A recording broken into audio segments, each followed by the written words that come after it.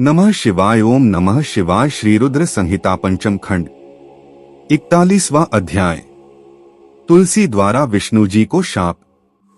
व्यास जी बोले, हे सनत कुमार जी, भगवान विष्णु ने पतिव्रता तुलसी को किस प्रकार अपने अधीन कर लिया। किस प्रकार पतिव्रता धर्म का पालन करने वाली देवी तुलसी एकाएक धर्म से विमुख होकर अधर्म का आचरण करने लगी। कृपा कर इस कथा को मुझे बताइए।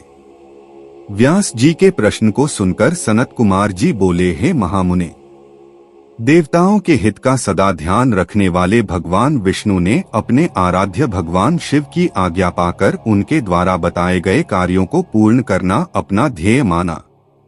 तब तुरंत वे ब्राह्मण का वेश धरकर शंखचूड़ से उसका कवच ले आए।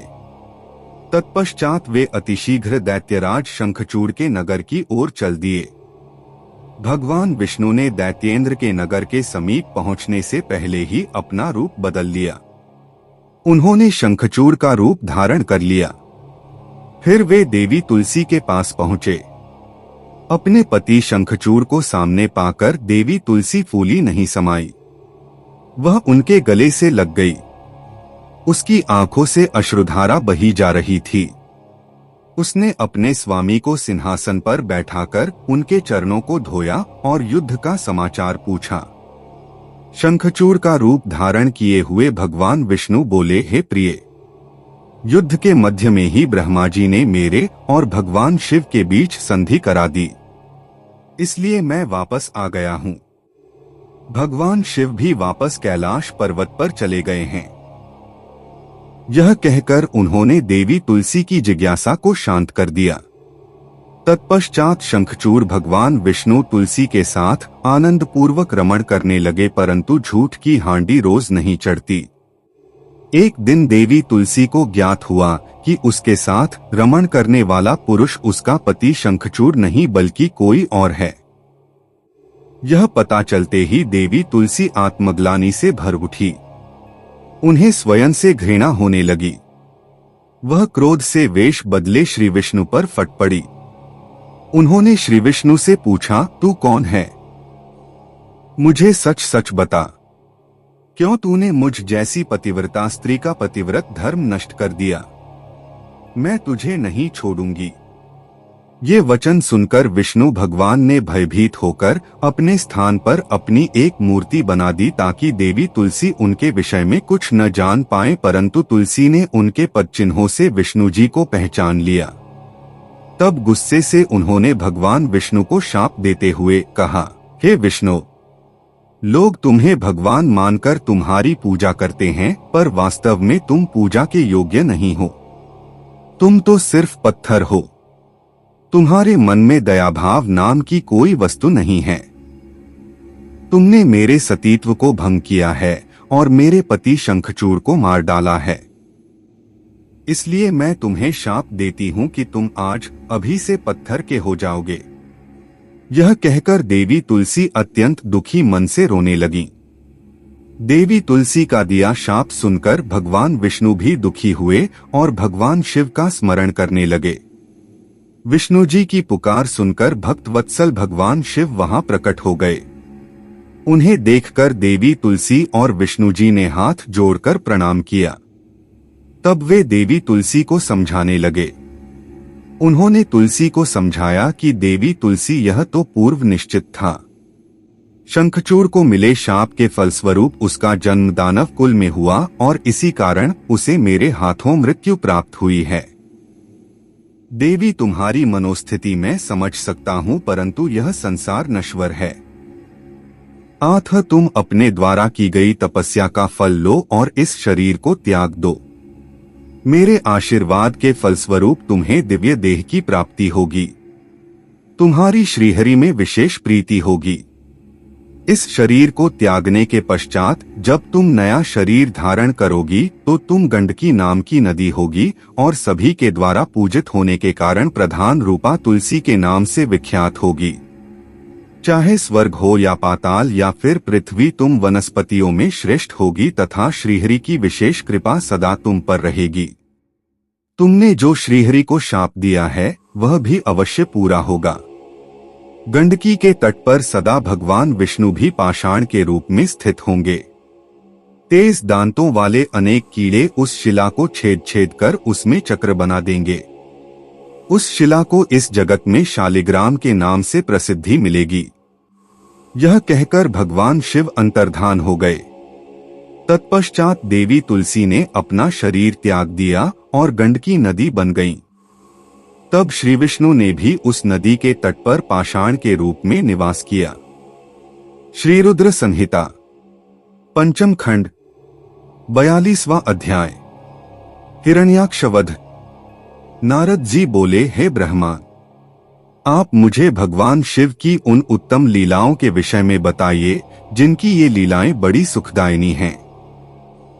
ब्रह्मा जी बोले, जलंधर के सहार के बारे में जानकर देवी सत्यवती के पुत्र व्यास जी सनत कुमार जी से यही बातें पूछने लगे।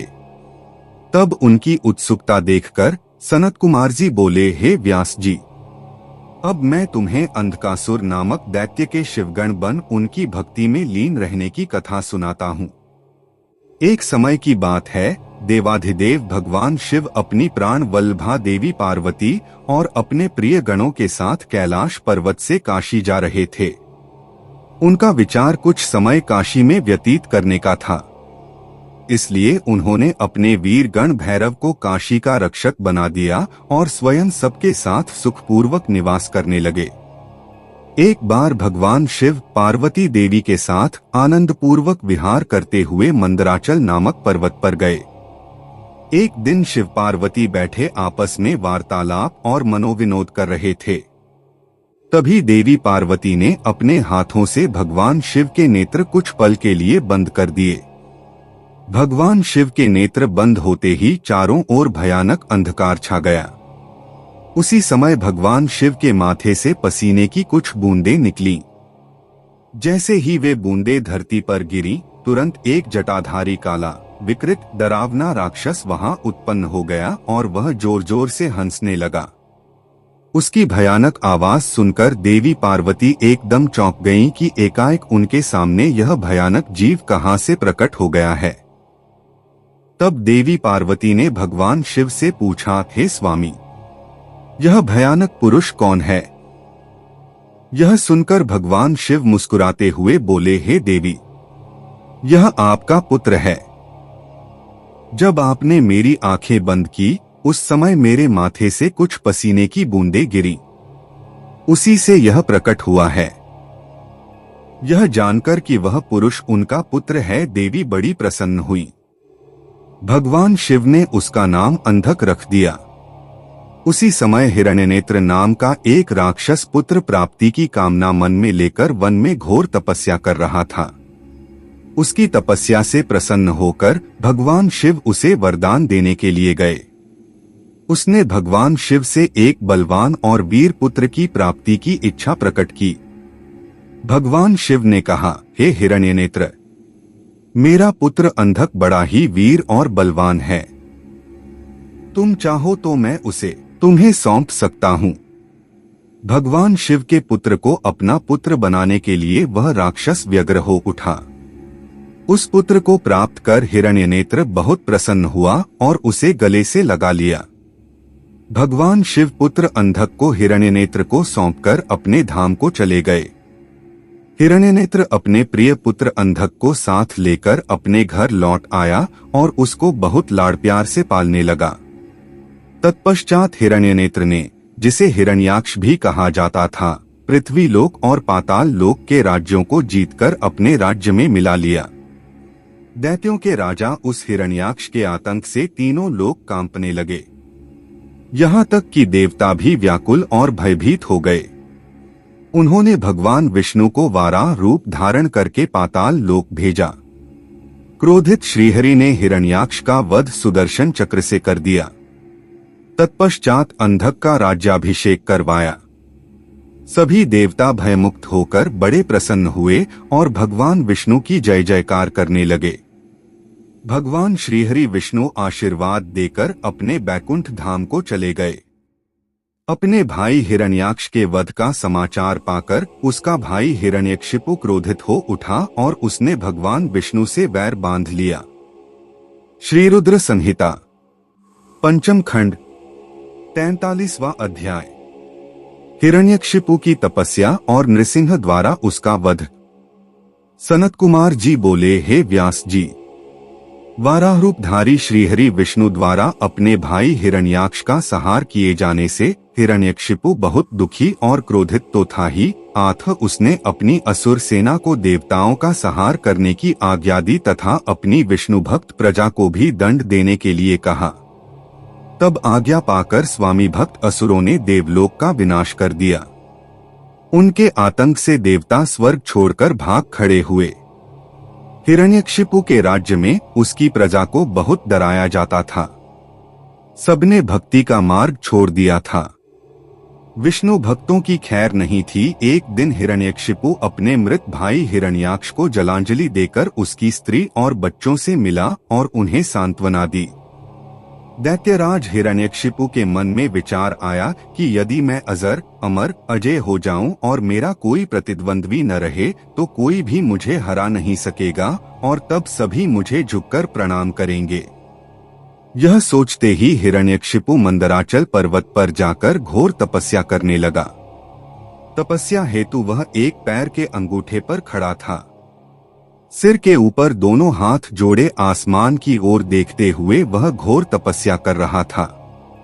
इधर जब हिरण्यकशिपु तपस्या में लीन था तो देवताओं ने असुरों से अपना राज्य छीन लिया। वे आनंद पूर्वक अपना राज्य करने लगे। हिरण्यकशिपु की तपस्या का तेज दिन प्रतिदिन बढ़ता ही जा रहा था। उसके तप की अग्नि से देवता तप्त हो उठे और भयभीत होकर ब्रह्मा जी के पास गए। तब सब देवताओं ने हाथ जोड़कर ब्रह्मा जी को प्रणाम किया। तत्पश्चात उन्होंने बताया कि हे प्रभु, दैत्यराज हिरण्यकशिपु की तपस्या के तेज से सब लोग भयभीत हो रहे हैं।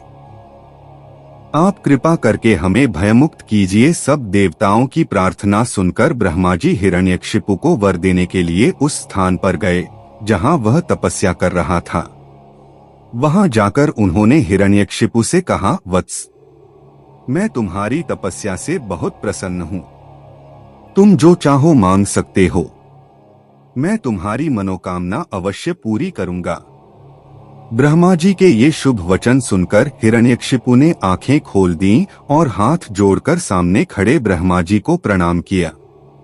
तत्पश्चात वह बोला, हे प्रजापति, हे पितामह, मैं चाहता हूँ कि मुझे कभी भी मृत्यु का भय न हो। मैं किसी अस्त्र शस्त्र, पाश, वज्र, सूखे पेड़, पर्वत, जल, अग्नि से न मरूं। देवता, दैत्य, मुनि, सिद्धवर अथवा सृष्टि की कोई भी रचना मेरा वध न कर सके। दिन रात स्वर्ग नरक, पृथ्वी, पाताल, अंदर बाहर कहीं भी किसी भी समय मेरी मृत्यु न हो सके। ब्रह्मा जी ने प्रसन्न होते हुए तथास्तु कह दिया। तुम्हें तुम्हारे अभीष्ट फलों की अवश्य प्राप्ति होगी। जो वरदान तुमने मांगा है वह अवश्य फलीभूत होगा। तुमने 96,000 वर्षों तक तपस्या करके मुझे प्रसन्न किया है। अब तुम सुखपूर्वक राज्य करो। अपना इच्छित वरदान प्राप्त करके दैत्यराज हिरण्यकशिपु बहुत प्रसन्न हुआ और हाथ जोड़कर ब्रह्मा जी की स्तुति करने लगा। तत्पश्चात ब्रह्मा जी अंतर्धान हो गए। हिरण्यकशिपु अपने घर वापस चला गया। वहां पहुंचकर उसके मन में यह विचार आया कि अब मैं अमर हो गया हूं। अब कोई भी मुझे नहीं मार सकता। इसलिए अब मुझे अपने राज्य का विस्तार करना चाहिए। यह विचार मन में आते ही उसने तीनों लोकों पर अपना अधिकार स्थापित करने का निर्णय किया। उसने देवताओं से भयंकर संग्राम किया और उन्हें हराकर उनके राज्य पर अधिकार कर लिया। देवता अपने प्राणों की रक्षा हेतु वहां से भाग खड़े हुए और भगवान श्रीहरि विष्णु के पास गए। भगवान श्रीहरि के पास पहुंचकर देवताओं ने उन्हें अपनी व्यथा सुनाई और उनसे अपनी पीड़ा और कष्टों को दूर करने की प्रार्थना की। तब विष्णु जी ने उन्हें आश्वासन दिया कि वे स्वयं हिरण्यकशिपु का वध करके उन्हें उसके अत्याचारों से मुक्ति दिलाएंगे। भगवान विष्णु के आश्वासन पर देवता उन्हें धन्यवाद देकर बैकुंठ लोक से वापस आ गए। वे अपनी रक्षा के लिए अलग अलग जगहों पर निवास करने लगे। उधर श्रीहरि विष्णु ने देवताओं को उनके कष्टों से मुक्ति दिलाने हेतु दैत्यराज हिरण्यकशिपु का संहार करने का निश्चय किया, परंतु ब्रह्मा जी द्वारा दिए गए वरदान को भी उन्हें पूरा करना था। तब विष्णु जी ने ऐसा रूप धारण किया जो आधा मनुष्य के जैसा था, आधा शेर जैसा। ऐसा अत्यंत भयानक रूप धारण कर विष्णु जी अग्नि के समान प्रलयंकारी नजर आ रहे थे। नृसिंह के रूप में श्रीहरि ने दैत्यराज हिरण्यकशिपु की नगरी में प्रवेश किया। उस समय सूर्यास्त का समय हो रहा था। उनका यह अनोखा भयानक रूप देखकर दैत्य सेना के वीर उन पर टूट पड़े और उनसे युद्ध करने लगे। तब पल भर में ही उन्होंने सब दैत्यों को मार गिराया और राजमहल की ओर चल दिए। तभी विष्णु जी के परम भक्त और दैत्यराज हिरण्यकशिपु के पुत्र प्रहलाद की दृष्टि नृसिंह भगवान पर पड़ी। प्रहलाद बोला, हे पिताजी, ये अद्भुत रूप धारण किए नृसिंह अवतार मुझे तो भगवान जान पड़ते हैं। इनकी वीरता की प्रशंसा करना तो असंभव है, अतः आपको इनकी शरण में चले जाना चाहिए। अपने पुत्र की इन बातों को सुनकर दैत्यराज हिरण्यकशिपु को बहुत क्रोध आ गया। वह बोला, पुत्र, तुम बिना कारण ही भयभीत हो रहे हो। तुम दैत्यों के अधिपति के पुत्र हो, तुम्हें इस प्रकार कायरता भरी बातें कदापि नहीं करनी चाहिए। यह कहकर हिरण्यकशिपु ने अपने सैनिकों को आदेश दिया कि शीघ्र जाकर विचित्र आकृति वाले उस जीव को बंदी बनाकर ले आओ। अपने स्वामी दैत्यराज हिरण्यकशिपु की आज्ञा पाकर उनके वीर दैत्यगण नृसिंह भगवान को पकड़ने के लिए दौड़े, परंतु उनके समीप जाते ही वे भस्म हो गए। अब दैत्यराज स्वयं युद्ध करने के लिए अपने अस्त्र शस्त्रों सहित आगे आए। तब भगवान नृसिंह और राज हिरण्यकशिपु में बहुत भयानक युद्ध हुआ, परंतु भगवान नृसिंह के आगे दैत्यराज हिरण्यकशिपु की एक न चली। नृसिंह ने हिरण्यकशिपु को खींचकर अपनी जंघा पर लिटा लिया और उसकी छाती को अपने नाखूनों से चीर दिया। उसके प्राण पखेरु उड़ गए। तभी हिरण्यकशिपु के पुत्र प्रहलाद ने वहां आकर नृसिंह भगवान के चरणों में अपना सिर झुकाकर क्षमा याचना की। भगवान विष्णु ने प्रहलाद को आशीर्वाद देकर हिरण्यकशिपु का राज्य सौंप दिया। जैसे ही देवताओं को हिरण्यकशिपु के मारे जाने की सूचना मिली, वे बहुत प्रसन्न वे होकर नृत्य और श्रीहरि विष्णु की स्तुति करने लगे।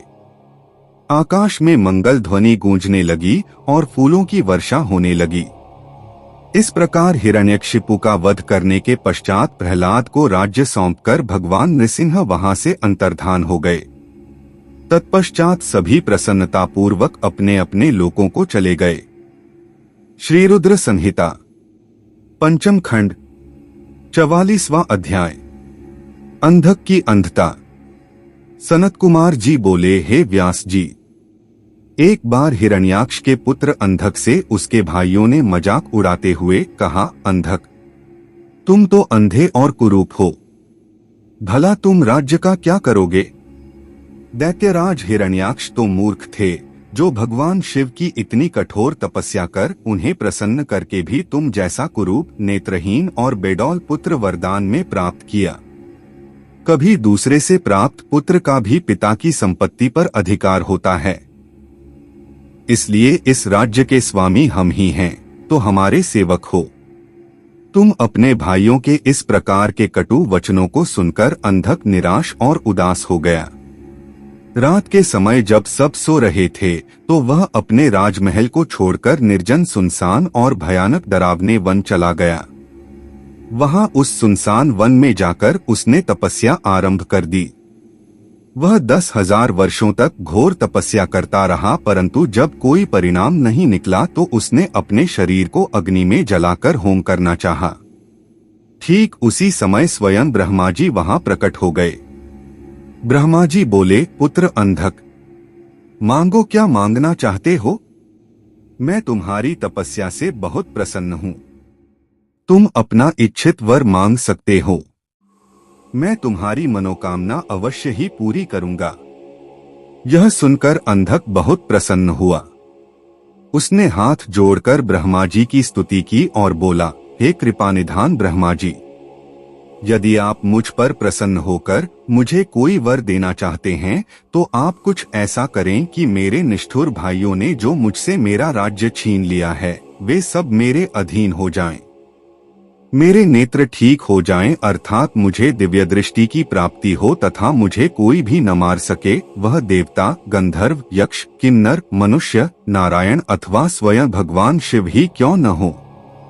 अंधक के इन वचनों को सुनकर ब्रह्मा जी बोले, हे अंधक, तुम्हारे द्वारा कही हुई दोनों बातों को मैं स्वीकार करता हूँ, परंतु इस संसार में कोई भी अजर अमर नहीं है। सभी को एक न एक दिन काल का ग्रास बनना पड़ता है।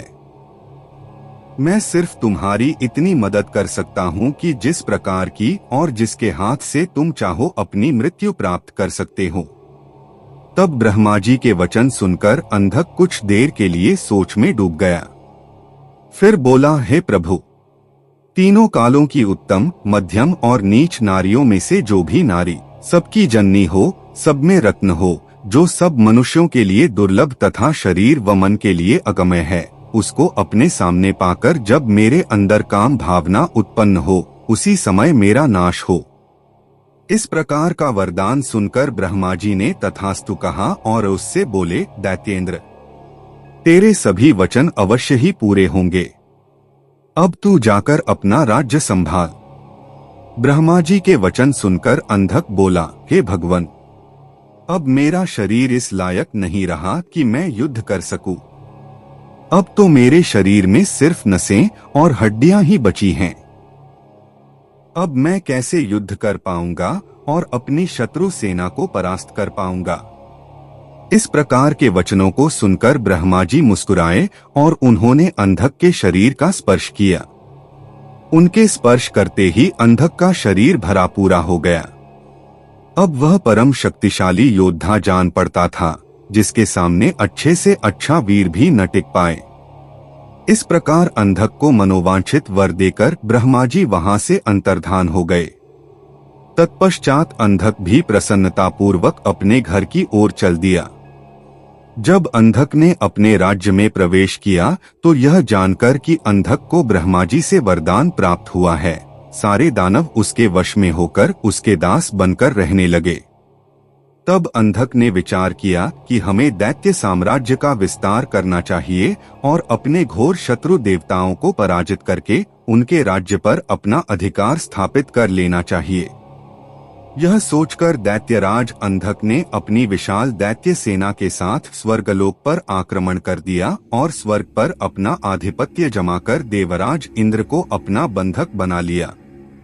तत्पश्चात उसने नागों, सुपर्णों, श्रेष्ठ राक्षसों, गंधर्वों, यक्षों, मनुष्यों, ऊंचे ऊंचे पर्वतों और भयानक वृक्षों और सिंहों को भी युद्ध में परास्त कर अपने अधीन कर लिया। अंधक मदांध होकर कुमार्गी हो गया। उसने स्वर्ग, भूतल और रसातल की सर्वश्रेष्ठ सुंदरियों को अपनाकर उनके साथ रमणीय विहार किया। दिन पर दिन वह बुराई के दलदल में धंसता जा रहा था। उसने वैदिक धर्म का पूर्णतया त्याग कर दिया था।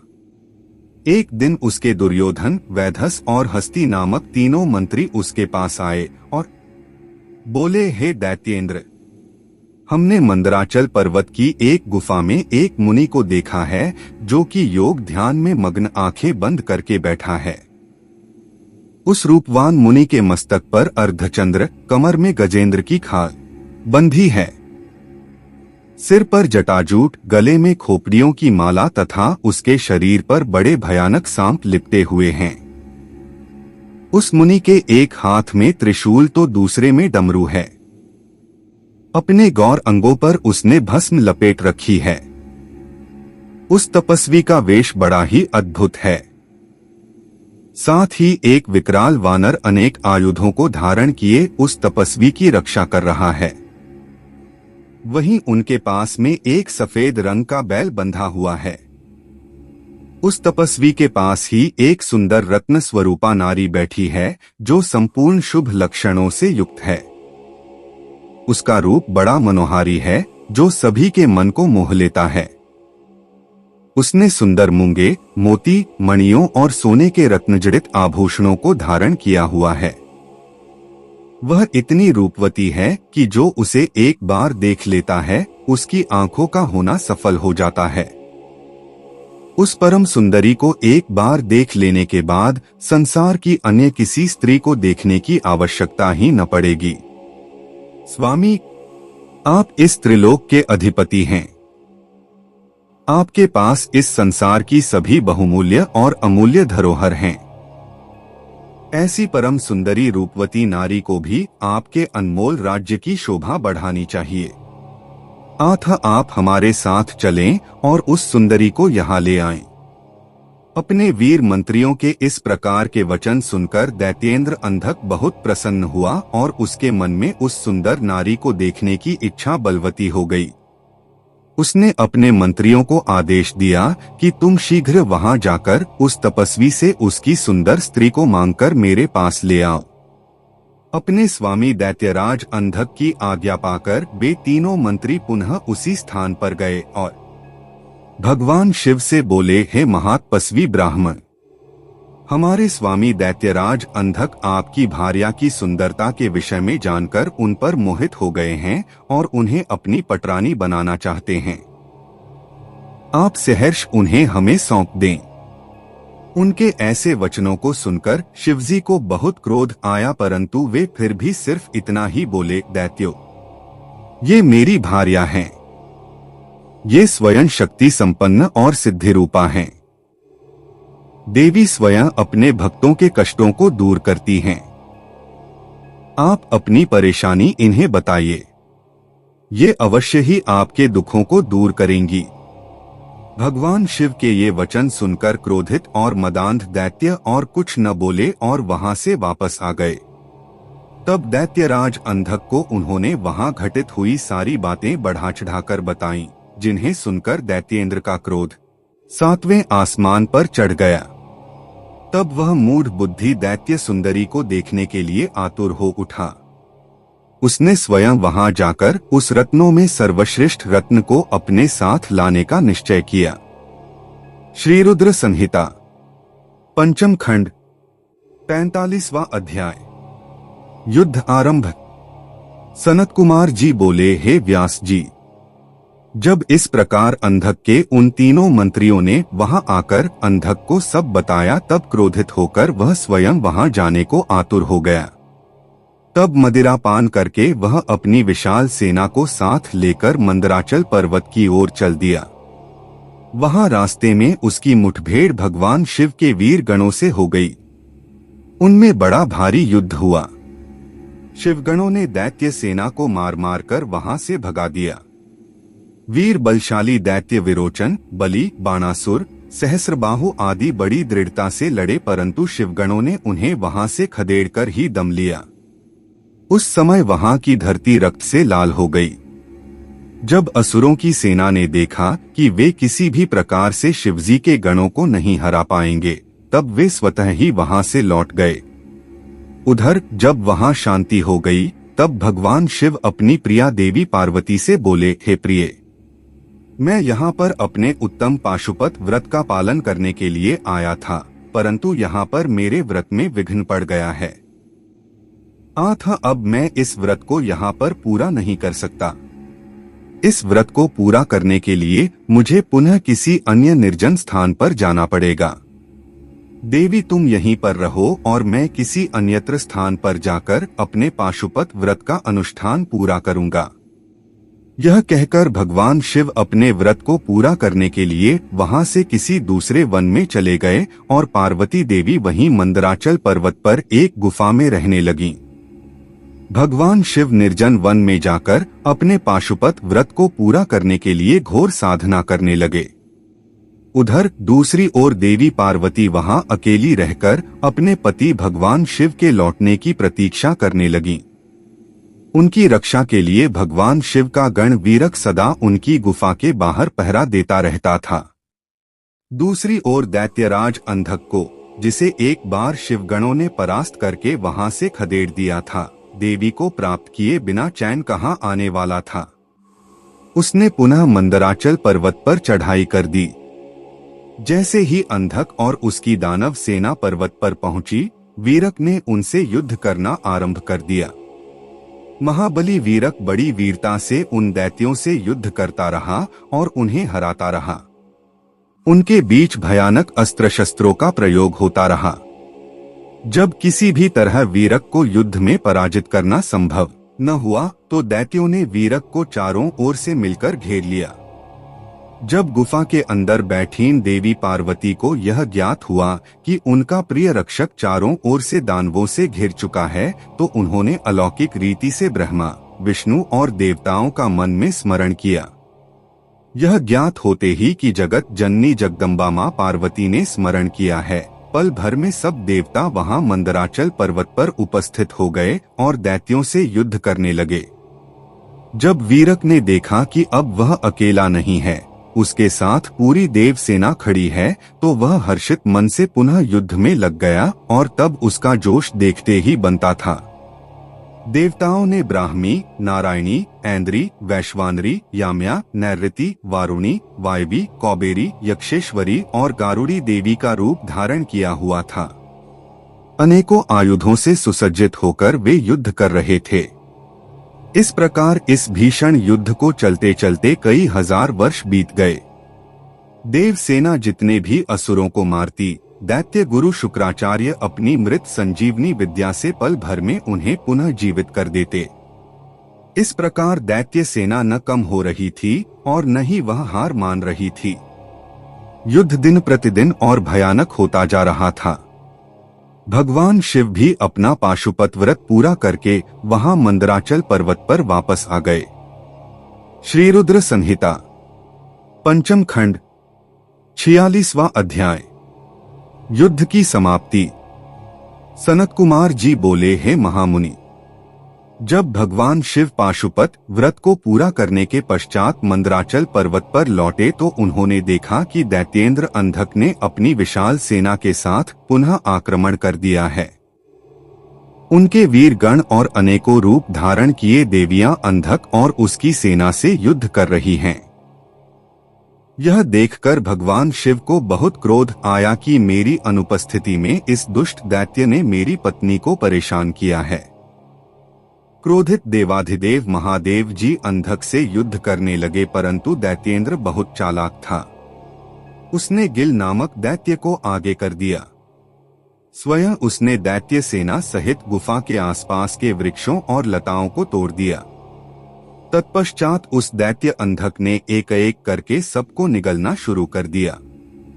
अंधक ने नंदीश्वर सहित ब्रह्मा, विष्णु, इंद्र, सूर्य और चंद्रमा व समस्त देवताओं को निगल लिया। यह देखकर भगवान शिव को बहुत क्रोध आया।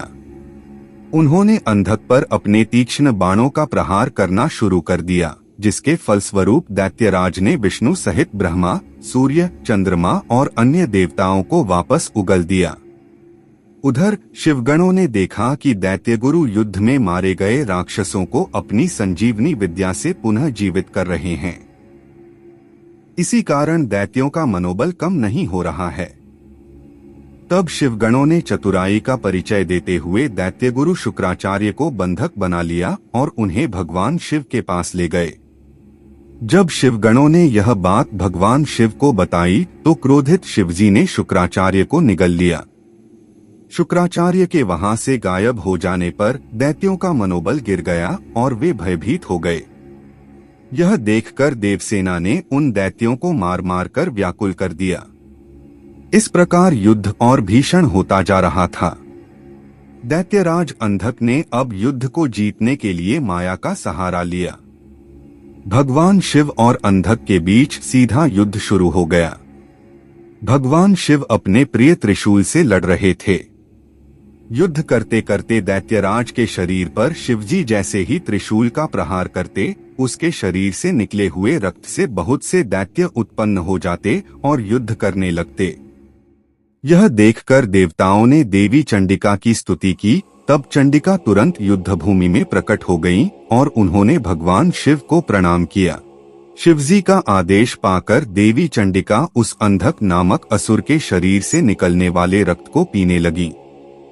इस प्रकार अंधक का रक्त जमीन पर गिरना बंद हो गया और उससे उत्पन्न होने वाले राक्षस भी उत्पन्न होने बंद हो गए। फिर भी अंधक अपनी पूरी शक्ति से युद्ध करता रहा। उसने भगवान शिव पर बाणों से प्रहार करना शुरू कर दिया। युद्ध करते करते भगवान शिव ने अंधक का संहार करने के लिए त्रिशूल का जोरदार प्रहार उसके हृदय पर किया और उसे भेद दिया। उन्होंने उसे ऐसे ही ऊपर उठा लिया। सूर्य की तेज किरणों ने उसके शरीर को जला दिया। इससे उसका शरीर जर्जर हो गया। मेघों से तेज जल बरसा और वह गीला हो गया। फिर हिमखंडों ने उसे विदीर्ण कर दिया। इस पर भी दैत्यराज अंधक के प्राण नहीं निकले। अपनी ऐसी अवस्था देखकर अंधक को बहुत दुख हुआ। वह हाथ जोड़कर देवाधिदेव भगवान शिव की स्तुति करने लगा। भगवान शिव तो भक्त वत्सल हैं और सदा ही अपने भक्तों के अधीन रहते हैं। तब भला वे अंधक पर कैसे प्रसन्न न होते। उन्होंने अंधक को क्षमा करके अपना गण बना लिया। युद्ध समाप्त हो गया। सब देवता हर्षित होकर भगवान शिव की स्तुति करने लगे। भगवान शिव देवी पार्वती को साथ लेकर अपने गणों सहित कैलाश पर्वत पर चले गए। सभी देवता अपने अपने लोकों को वापस लौट गए। श्रीरुद्र संहिता पंचम खंड 47वां अध्याय। शिव द्वारा शुक्राचार्य को निगलना। व्यास जी बोले, हे ब्रह्मापुत्र सनत कुमार जी, शिवगणों द्वारा जब शिवजी को यह ज्ञात हुआ कि दैत्य गुरु शुक्राचार्य दैत्यों को पुनः जीवित कर रहे हैं और शिवगण उन्हें बंदी बना लाए हैं, तब क्रोधित होकर शिवजी ने शुक्राचार्य को निगल लिया था। तब आगे क्या हुआ? भगवान शिव के उदर में शुक्राचार्य ने क्या किया? क्या भगवान शिव ने उन्हें भस्म कर या फिर शुक्राचार्य अपने तेज के प्रभाव से शिवजी के उदर से बाहर निकल आए? कृपा कर मुझे ये बातें बताइए। व्यास जी के इन प्रश्नों को सुनकर सनत कुमार जी बोले, हे व्यास जी, भगवान शिव तो इस त्रिलोक के नाथ हैं। वे साक्षात ईश्वर हैं। उनकी आज्ञा के बिना इस संसार में कुछ भी नहीं होता। उनके कारण ही यह संसार चलता है। भगवान शिव के कारण ही देवताओं की हर युद्ध में जीत होती है। अंधक कोई साधारण दैत्य नहीं था। उसे यह बात ज्ञात थी कि वह त्रिलोकीनाथ भगवान शिव को नहीं जीत सकता। इसलिए वह अपने दैत्य कुल की रक्षा करने के लिए सर्वप्रथम अपने आराध्य दैत्य गुरु शुक्राचार्य के चरणों में गया और अपने गुरु की वंदना करने लगा। तब उन्होंने प्रसन्न होकर उसे आशीर्वाद दिया। दैत्यराज अंधक ने गुरु शुक्राचार्य से मृत संजीवनी विद्या द्वारा मरे हुए असुरों को जीवित करने की प्रार्थना की। शुक्राचार्य ने अपने शिष्य अंधक की प्रार्थना स्वीकार कर ली और युद्ध भूमि में आ गए। शुक्राचार्य ने भगवान विद्येश शिव का स्मरण कर अपनी विद्या का प्रयोग आरंभ किया। उस विद्या का प्रयोग करते ही युद्ध में मृत पड़े दैत्य अपने अस्त्र शस्त्र लेकर इस प्रकार उठ खड़े हुए मानो इतनी देर से सोए पड़े हों। यह देखकर दैत्य सेना में अद्भुत उत्साह का संचार हो गया। राक्षसों में नई जान आ गई और वे भगवान शिव के गणों से भयानक युद्ध करने लगे। शिवगणों ने जाकर यह समाचार नंदीश्वर को बताया कि शुक्राचार्य अपनी विद्या के बल से मरे हुए दैत्यों को जीवित कर रहे हैं। यह जानकर नंदी सिंह की भांति दैत्य सेना पर टूट पड़े और उस स्थान पर जा पहुंचे जहां शुक्राचार्य बैठे थे। अनेकों दैत्य अपने गुरु की रक्षा करने के लिए चारों ओर खड़े थे। नंदी ने शुक्राचार्य को इस प्रकार पकड़ लिया जैसे शेर हाथी के बच्चे को पकड़ लेता है। वे उन्हें उठाकर तेज गति से वहां से निकल पड़े। नंदीश्वर को इस प्रकार अपने गुरु को उठाकर ले जाते देखकर सभी दैत्य उन पर टूट पड़े, परंतु नंदी अपनी वीरता का परिचय देते हुए सबको पछाड़ते हुए आगे बढ़ते रहे। नंदी के मुख से भयानक अग्नि वर्षा हो रही थी, जिससे दैत्य उनकी ओर नहीं बढ़ पा रहे थे। इस प्रकार कुछ ही देर में नंदी शुक्राचार्य का अपहरण करके उन्हें भगवान शिव के सम्मुख ले आए। नंदी ने सारी बातें भगवान शिव को कह सुनाई। यह सब सुनकर देवाधिदेव महादेव जी का क्रोध बहुत बढ़ गया और उन्होंने दैत्य गुरु शुक्राचार्य को अपने मुंह में रखकर इस प्रकार निगल लिया जिस प्रकार कोई बालक अपनी पसंदीदा खाने की वस्तु को पल भर में ही सटक जाता है। श्री रुद्र संहिता पंचम खंड 48वां अध्याय। शुक्राचार्य की मुक्ति। व्यास जी ने पूछा, हे सनत कुमार जी, शुक्राचार्य को जब भगवान शिव ने निगल लिया तब फिर क्या हुआ? यह प्रश्न सुनकर सनत कुमार जी बोले, हे महर्षि, भगवान शिव ने क्रोधित होकर जब दैत्यों के गुरु शुक्राचार्य को निगल लिया तब वे शिवजी के उदर में पहुंचकर वहां से बाहर निकलने के लिए बहुत चिंतित हो गए और अनेक प्रकार के प्रयत्न करने लगे। जब वे किसी भी प्रकार से बाहर नहीं निकल पा रहे थे तब उन्होंने भगवान शिव के शरीर में छिद्रों की खोज करनी शुरू कर दी, परंतु सैकड़ों वर्षों तक भी उन्हें कोई ऐसा छिद्र नहीं मिल सका जिससे वे बाहर आ जाते। इस प्रकार शुक्राचार्य बाहर न निकल पाने के कारण बहुत दुखी हुए और उन्होंने शिवजी की आराधना करने का निश्चय किया। तब उन्होंने शिव मंत्र का जाप करना आरंभ कर दिया। शिव मंत्र का जाप करते करते शुक्राचार्य शिवजी के शुक्राणुओं द्वारा उनके लिंग मार्ग से बाहर आ गए और हाथ जोड़कर भगवान शिव की स्तुति करने लगे।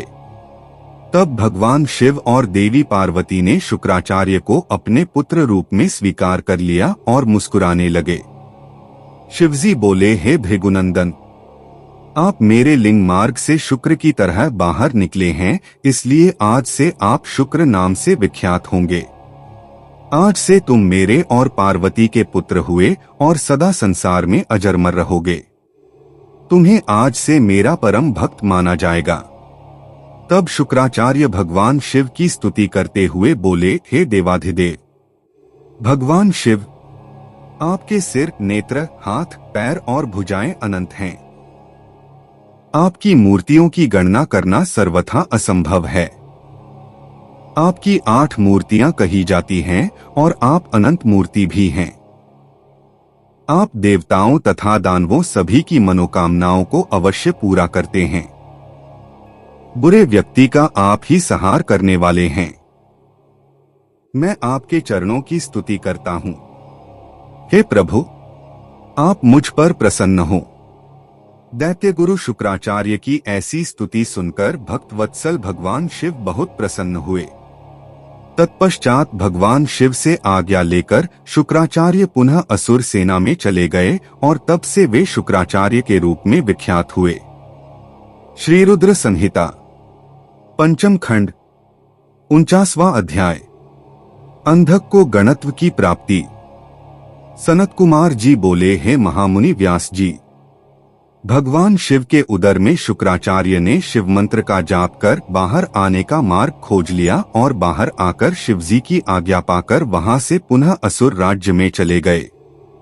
तत्पश्चात 3000 वर्षों के बाद वह वेदों का पाठ करने वाले शुक्राचार्य के रूप में पृथ्वी पर पुनः शिवजी से उत्पन्न हुए।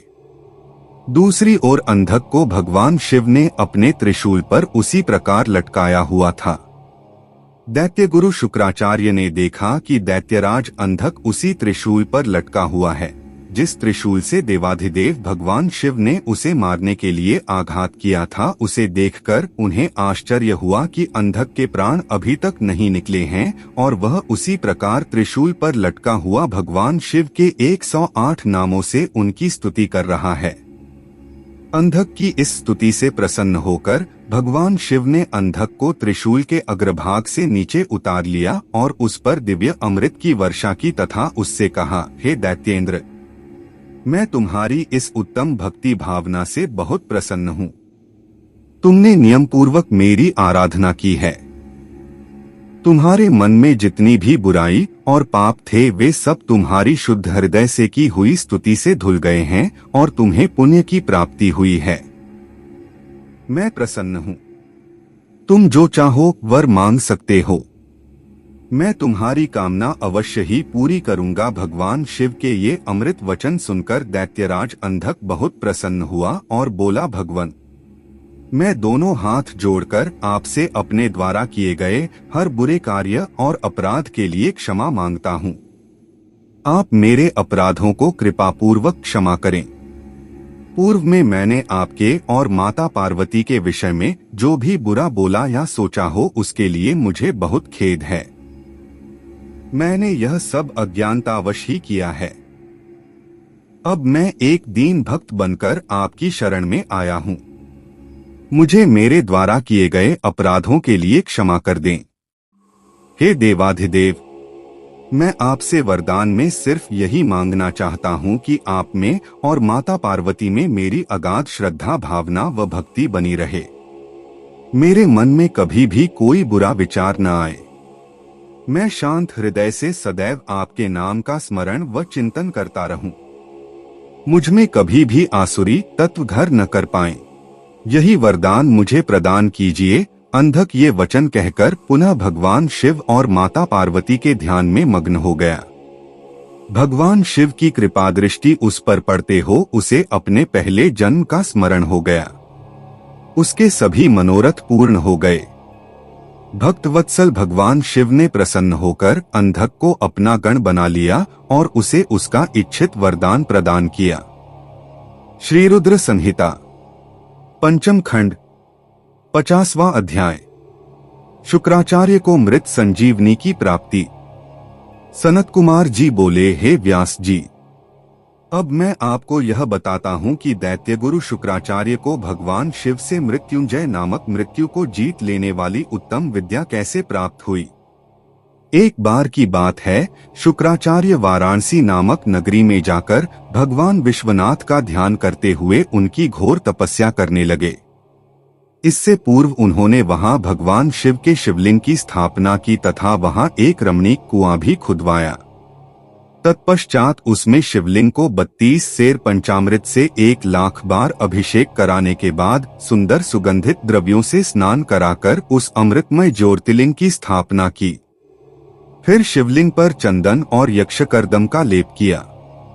राजचंपक, धतूर, कनेर, कमल, मालती, कर्णिकार, कदम्ब, मौलसिरी, उत्पल, मल्लिका, चमेली, शतपत्री, ढाक, सिंधुवार, बंधुक पुष्प, पुनांग, नागकेसर, केसर, नवमल्लिक, रक्तदला, कुंद मोतिया, मंदार, बिल्व पत्र, गुमा, मरुआ, वृक, गंठिवन, दौना, आम के पत्ते, तुलसी, देवजवासा, बृहत्पत्री, नांदरुख, अगस्त्य, साल, देवदारू, कचनार, कुर्बक और कुरंतक के फूलों और अनेक प्रकार के पल्लवों से भगवान शिव की विधिवत पूजा अर्चना की।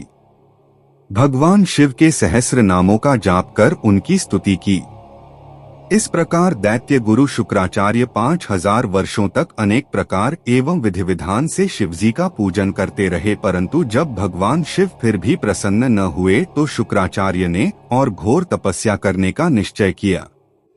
तब उन्होंने इंद्रियों की चंचलता को दूर करने के लिए उसे भावना रूपी जल से प्रक्षालित किया और पुनः शिवजी की घोर तपस्या करने लगे। इस प्रकार 1 सहस्र वर्ष बीत गए। तब भृगुनंदन शुक्राचार्य की दृढ़ता पूर्वक की गई उत्तम तपस्या को देखकर भगवान शिव बहुत प्रसन्न हो गए और उन्होंने अपने प्रकाशमय रूप के साक्षात दर्शन शुक्र को देने का निश्चय किया। पिनाकधारी भगवान शिव शुक्राचार्य द्वारा स्थापित किए गए शिवलिंग में से प्रकट हो गए और बोले, हे भृगुनंदन महामुने, मैं आपकी इस घोर से बहुत प्रसन्न हूँ। आप अपना इच्छित वर मुझसे मांग सकते हो। आपकी प्रत्येक इच्छा मैं अवश्य पूरी करूंगा। मांगो, क्या मांगना चाहते हो। भगवान शिव के इस प्रकार के उत्तम वचनों को सुनकर शुक्राचार्य ने देवाधिदेव भगवान शिव को प्रणाम किया और सिर झुकाकर अंजलि बांधकर जय जय का उच्चारण करते हुए भगवान शिव की बहुत स्तुति की और शिवजी के चरणों में ही लेट गए। तब भगवान शिव ने उन्हें अपने चरणों से ऊपर उठाया और अपने हृदय से लगा लिया। तब भगवान शिव बोले, हे शुक्र, आपने जो यह मेरा ज्योतिर्लिंग स्थापित किया है और इसकी नियम पूर्वक कठिन आराधना की है, इससे मैं तुम पर बहुत प्रसन्न हूँ। कहो, क्या मांगना चाहते हो। देवाधिदेव महादेव जी के वचन सुनकर शुक्र पुनः उनकी स्तुति करने लगे। तब भगवान शिव ने देखा कि शुक्राचार्य कुछ नहीं मांग रहे हैं। भगवान शिव, जो कि सबके हृदयों की बात जानते हैं, संसार की कोई वस्तु उनसे न तो कभी छिपी है और न कभी छिप सकती है। मुस्कुराकर बोले, हे भृगुनंदन, हे महातपस्वी शुक्र, आप निश्चय ही मेरे परम भक्त हैं।